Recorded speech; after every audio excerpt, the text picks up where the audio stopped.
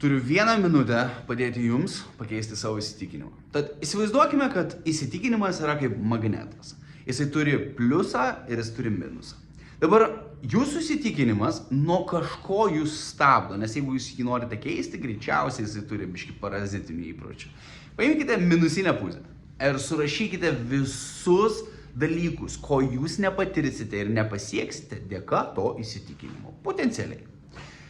Kai surašysite, gerai paskaitykite ir pasižiūrėkite, ką jums tai reikštų, kaip jūs jaustumėtės, jeigu jūs to nepasiektumėte. Ir dabar paimkite, surašykite pliusinę pusę. Kas būtų, jeigu jūs pakeistumėte tą įsitikinimą. Ir kai surašysite visus tuos nuostabius dalykus, ką jūs galite patirti potencialiai, dėka to, kad pakeisite tą įsitikinimą, išjauskite tai, kaip jūs jaustumėtės, jeigu tai gautumėte. Dabar beliko padaryti pasirinkimą.